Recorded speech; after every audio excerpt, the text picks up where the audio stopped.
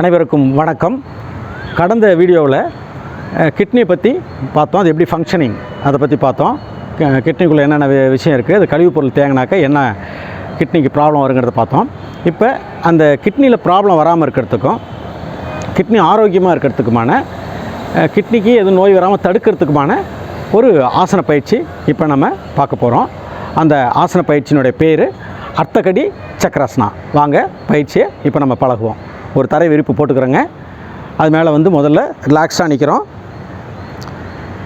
இந்த பயிற்சியில் கவனிக்க வேண்டியதுன்னு பார்த்தீங்கன்னா, நம்ம ஒரு நேர்கோட்டில் நிற்கணும். கால் கட்டை விரல் ரெண்டும் சேர்ந்து இருக்கணும். கால் பெரு விரல்கள் ரெண்டும் ஒன்றோட ஒன்று அந்த கால் ரெண்டையும் சேர்த்து இணைச்சாப்பில் வச்சுக்கணும். முட்டி மடங்கக்கூடாது. உடம்பை தளர்வாக வச்சுக்கணும்.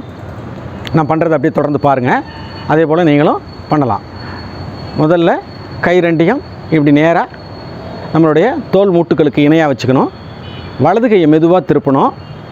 மூச்சை இழுத்தவாறே கையை மேல் நோக்கி வலது கையை உயர்த்தணும். மேல் கையை உயர்த்திட்டோன்னா கீழ் கை ஆட்டோமேட்டிக்காக இடது கை கீழ்ப்புறமாக வந்துடணும். இப்போ மூச்சை விட்டுக்கிட்டே இடதுபுறமாக மெதுவாக சாயிரும். முட்டி மடங்கக்கூடாதுங்க. மூச்சை முழுமையாக வெளியேற்றியாச்சு. மூச்சை உள் இழுக்கக்கூடாது.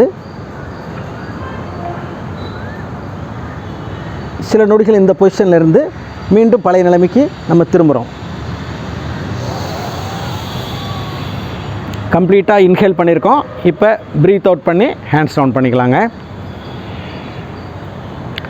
இப்போ அதே போல் இடதுபுறம் இப்போ நம்ம பண்ணுறோம். கைகளை இந்த நிலைமை கொண்டு வந்துடலாம். நேராக நிற்கிறோம். இடது கை மேலே போகும்போது மூச்சை இழுக்கணும், வலது கை கீழே இறங்கிடணும். இப்போ மூச்சை இழுத்து மேலே இடது கையை கொண்டு போகிறோம். மூச்சை விட்டுக்கிட்டே வலதுபுறமாக மெதுவாக சாயிரும். Complete breath out. மூச்சை உள்ளே இழுக்காமல் வெளியே நிறுத்தி அப்படியே நிற்கிறோம். இப்போ மூச்சை இழுத்துக்கிட்டே இயல்பு நிலைக்கு திரும்பி கம்ப்ளீட் ப்ரீத் அவுட். சுவாசத்தை முழுமையாக வெளியேற்றிடணும். ரிலாக்ஸ் பண்ணிக்கணும்.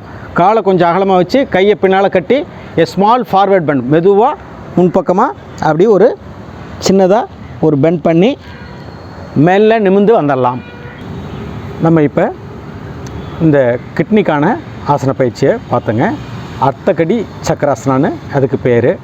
இது என்ன மாதிரியான பெனிஃபிட்ஸ் பண்ணுது அப்படின்னு பார்த்தீங்கன்னா, நீங்கள் ஒரு நேர்கோட்டில் நிற்கணும்னு சொல்லியிருக்கேன். கட்டை விரலை இணைச்சி நின்றுக்கிறோம்.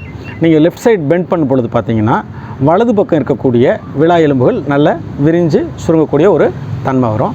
அதே போல் இடது பக்கம் நீங்கள் திரும்பும் பொழுது, இடது பக்கம் அதை செய்யும் பொழுது இடதுபுறம் உள்ள விலா எலும்புகள் ஒரு விரிஞ்சி சுருங்கக்கூடிய தன்மை ஏற்படும். அப்போ விலா எலும்புகள் சுருங்கி விரிகிறதுனால நம்மளுடைய மார்புக்கூடு நல்லா சுருங்கி விரியக்கூடிய ஒரு தன்மை வரும். அதனால் லங்ஸினுடைய செயல்பாட்டுக்கும் இது சப்போர்ட் பண்ணுதுங்க. இதயத்தினுடைய செயல்பாட்டுக்கும் இது சப்போர்ட் பண்ணுது. அந்த விலா எலும்புகளுக்கு இடையில் இருக்கக்கூடிய அந்த சவ்வு போன்ற அமைப்புகளும் நல்லா சுருங்கி விரிய அந்த ஒரு எலாஸ்டிக் தன்மை அதுக்கு நல்லபடியாக அதுக்கு கிடைக்கிது. அது மட்டும் இல்லாமல் நம்மளுடைய இந்த விலா எலும்புகள் பார்த்திங்கன்னா, முன்பக்கம் மார்பு எலும்போடையும் பின்பக்கம் தண்டுவடத்தையோடையும் இணைக்கப்பட்டிருக்கு.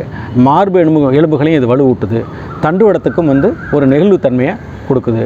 அது எல்லாமே இல்லாமல், அதோடு மட்டும் இல்லாமல் ரொம்ப சிறப்பாக என்ன பண்ணுதுன்னு பார்த்திங்கன்னா, கிட்னியை ரொம்ப நல்லா கிட்னிக்கான பாதுகாப்பை இது தருது. இந்த கிட்னியினுடைய செயல்பாடுகளை துரிதப்படுத்துது. இது யாரெல்லாம் செய்யக்கூடாதுன்னு பார்த்தீங்கன்னாக்க, இரத்த அழுத்தம் உள்ளவர்கள், இதய நோய் உள்ளவர்கள், அறுவை சிகிச்சை செய்தவர்கள், கழுத்து எலும்பில், தண்டுவிட எலும்பில், இடுப்பு எலும்பில், முழங்கால் எலும்புகளில், இந்த ஷோல்டர் எலும்பில் பிரச்சனை உள்ளவங்க இதெல்லாம் இந்த பயிற்சியை பண்ணக்கூடாதுங்க. சிறுநீரக அறுவை சிகிச்சை செய்தவர்களும், சிறுநீரக டயாலிசிஸ், கிட்னி டயாலிசிஸ் செஞ்சிட்ருக்கவங்களும் இந்த பயிற்சியை கண்டிப்பாக பண்ணக்கூடாதுங்க. அப்போ இன்னொரு கேள்வி நமக்கு வரும், சிறுநீரகத்தில் கல் உள்ளவங்க பண்ணலாமான்னு. அது தாராளமாக இந்த பயிற்சியை அவங்க பண்ணலாங்க. அவங்களுக்கு இந்த பயிற்சி நன்மை செய்யக்கூடியதாக தான் இருக்கும். இந்த சிறுநீரக கல் அப்படி என்னென்னு பார்த்தீங்கன்னாக்க, நம்ம பல்வேறு உணவுப் பொருட்களை சாப்பிடும்போது அதில் இருக்கக்கூடிய கழிவுகளில் இருந்து வெளிப்படக்கூடிய அதிகப்படியான உப்புக்களினுடைய படிமானத்தை தான் நம்ம சிறுநீரக கல்னு சொல்கிறோம். இந்த பயிற்சியை நம்ம தொடர்ந்து பண்ணும் பொழுது என்ன விளைவுகள் நமக்கு ஏற்படும்னு பார்த்தீங்கன்னாக்க, கிட்னியினுடைய நண்பன் இந்த எக்ஸசைஸ். தொடர்ந்து இந்த பயிற்சியை அழகாக அனைவரும் பழகுவோம்.